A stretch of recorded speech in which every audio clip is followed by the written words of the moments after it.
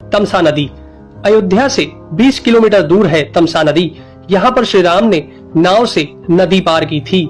श्रृंगवेरपुर तीर्थ। प्रयागराज से 20 से 22 किलोमीटर दूर श्री राम श्रृंगवेरपुर पहुँचे, जो निषादराज गुह का राज्य था। यहीं पर गंगा के तट पर उन्होंने केवट से गंगा पार करने को कहा था। श्रृंगवेरपुर को वर्तमान में सिंगरौर कहा जाता है। कुरई गांव। सिंगरौर में गंगा पार कर भगवान श्री राम कुरई में रुके थे। प्रयाग। कुरई से आगे चलकर श्री राम अपने भाई लक्ष्मण और पत्नी सहित प्रयाग पहुँचे थे। कुछ साल पहले तक प्रयाग को इलाहाबाद कहा जाता था। चित्रकूट।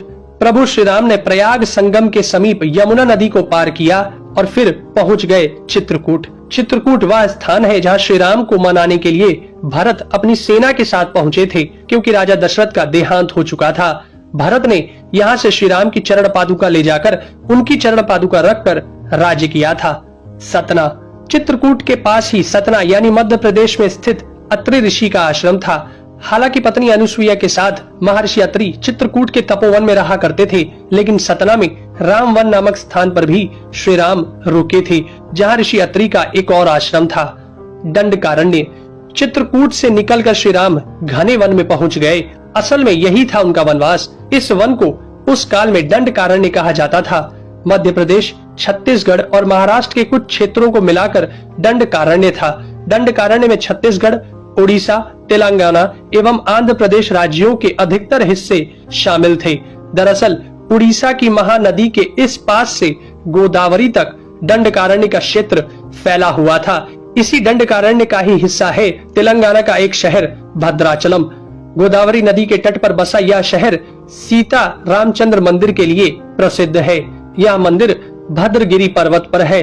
श्री राम ने अपने वनवास के दौरान कुछ दिन इस भद्रगिरी पर्वत पर ही बिताए थे। स्थानीय मान्यता के मुताबिक दंडकारण्य के आकाश में ही रावण और जटायु का युद्ध हुआ था और जटायु के कुछ अंग दंडकारण्य में आकर गिरे थे। दुनिया भर में सिर्फ यहीं पर जटायु का एकमात्र मंदिर है। दंडकारण्य वन अब सिमटकर वर्तमान में भारत के छत्तीसगढ़ राज्य में ही रह गया है। पंचवटी, नासिक। दंडकारण्य में मुनियों के आश्रमों में रहने के बाद श्री राम अगस्त्य मुनि के आश्रम गए। यह आश्रम नासिक के पंचवटी क्षेत्र में है, जो गोदावरी नदी के किनारे बसा है। यहीं पर लक्ष्मण ने सूर्पनखा की नाक काटी थी। श्री राम ने खरवादूषण के साथ युद्ध किया था।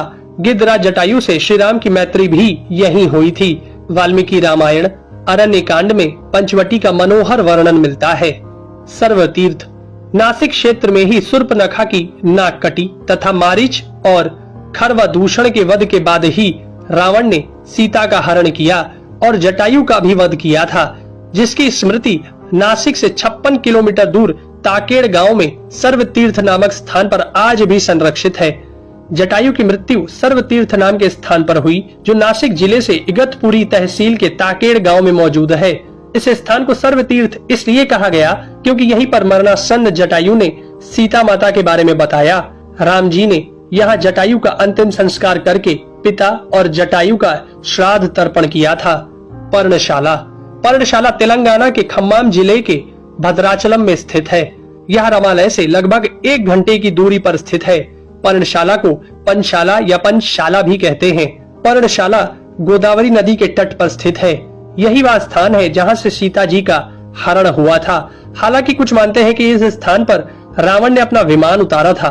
इस स्थल से ही रावण ने सीता को पुष्पक विमान में बिठाया था, यानी सीता जी ने धरती यहाँ छोड़ी थी।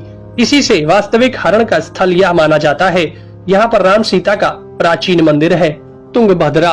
सर्वतीर्थ और पर्णशाला के बाद श्री राम लक्ष्मण सीता जी की खोज में तुंगभद्रा तथा कावेरी नदियों के क्षेत्र में पहुंच गए। तुंगभद्रा एवं कावेरी नदी क्षेत्रों के अनेक स्थलों पर वे सीता जी की खोज में गए। शबरी का आश्रम। श्री राम और लक्ष्मण सीता की खोज में तुंगभद्रा और कावेरी नदी को पार करते हुए चल दिए। जटायु और कबंध से मिलने के पश्चात वे ऋष्यमुख पर्वत पहुंचे। रास्ते में वे पंपा नदी के पास शबरी आश्रम भी गए, जो आज केरल में स्थित है। पंपा तुंगभद्रा नदी का पुराना नाम है। इसी नदी के किनारे पर हम्पी बसा हुआ है। रामायण में हम्पी का उल्लेख वानर राज्य किष्किंधा की राजधानी के तौर पर किया गया है। केरल का प्रसिद्ध शबरीमलय मंदिर तीर्थ इसी नदी के तट पर स्थित है। ऋष्यमुख पर्वत। मलय पर्वत और चंदन वनों को पार करते हुए वे ऋष्यमुख पर्वत की ओर बढ़े। यहाँ श्री राम ने हनुमान और सुग्रीव से भेंट की, सीता जी के आभूषणों को देखा और बाली का वध किया। ऋष्यमुख पर्वत वाल्मीकि रामायण में वर्णित वानरों की राजधानी किष्किंधा के निकट स्थित था। ऋष्यमुख पर्वत तथा किष्किंधा नगर कर्नाटक के हम्पी जिला बेल्लारी में स्थित है। पास की पहाड़ी को मतंग पर्वत माना जाता है। इसी पर्वत पर मतंग ऋषि का आश्रम था जो हनुमान जी के गुरु थे। कोडिकरई। हनुमान और सुग्रीव से मिलने के बाद श्री राम ने वानर सेना का गठन किया और लंका की ओर चल पड़े। तमिलनाडु की एक लंबी तट रेखा जो लगभग 1000 किलोमीटर तक विस्तारित है, कोडिकरई समुद्र तट वेलांकनी के दक्षिण में स्थित है, जो पूर्व में बंगाल की खाड़ी और दक्षिण में पाल्क स्ट्रेट से घिरा हुआ है। यहाँ श्री राम की सेना ने पड़ाव डाला और श्री राम ने अपनी सेना को कोडिकरई में एकत्रित कर विचार विमर्श किया, लेकिन श्री राम की सेना ने उस स्थान के सर्वेक्षण के बाद जाना कि यहाँ से समुद्र को पार नहीं किया जा सकता और यह स्थान पुल बनाने के लिए उचित भी नहीं है। तब श्री राम की सेना ने रामेश्वरम की ओर कूच किया। रामेश्वरम समुद्र तट एक शांत समुद्र तट है और यहाँ का छिछला पानी तैरने और सन बाथिंग के लिए आदर्श है। रामेश्वरम प्रसिद्ध सनातन तीर्थ केंद्र है। भगवान श्री राम ने लंका पर चढ़ाई करने के पहले यहाँ भगवान शिव की पूजा की थी। रामेश्वरम का शिवलिंग श्री राम द्वारा स्थापित शिवलिंग है। धनुषकोडी या धनुषकोटी। 3 दिन की खोजबीन के बाद श्री राम ने रामेश्वरम के आगे समुद्र में वह स्थान ढूंढ निकाला जहाँ से आसानी से श्रीलंका पहुंचा जा सकता हो। उन्होंने नल और नील की मदद से उक्त स्थान से लंका तक का पुनर्निर्माण करने का फैसला लिया। धनुषकोडी भारत के तमिलनाडु राज्य के पूर्वी तट पर रामेश्वरम द्वीप के दक्षिणी किनारे पर स्थित एक गांव है। धनुषकोडी पनबन के दक्षिण पूर्व में स्थित है। धनुषकोडी श्रीलंका में तलेमन्नार से करीब 18 मील पश्चिम में है। इसका नाम धनुषकोडी इसलिए है कि यहाँ से श्रीलंका तक वानर सेना के माध्यम से नल और नील ने जो पुल यानी राम सेतु बनाया था, उसका आकार मार्ग धनुष के समान ही है। इन पूरे इलाकों को मन्नार समुद्री क्षेत्र के अंतर्गत माना जाता है। धनुषकोडी ही भारत और श्रीलंका के बीच एकमात्र स्थलीय सीमा है जहां समुद्र नदी की गहराई जितना है, जिसमें कहीं कहीं भूमि नजर आती है। नुवारा एलिया पर्वत श्रृंखला। वाल्मीकि रामायण के अनुसार श्रीलंका के मध्य में रावण का महल था। नुवारा एलिया पहाड़ियों से लगभग 90 किलोमीटर दूर बांद्रवेला की तरफ मध्य लंका की ऊंची पहाड़ियों के बीचों बीच सुरंगों तथा गुफाओं के भंवर जाल मिलते हैं। यहाँ ऐसे कई पुरातात्विक अवशेष मिलते हैं जिनकी कार्बन डेंटिंग से इनका काल निकाला गया है।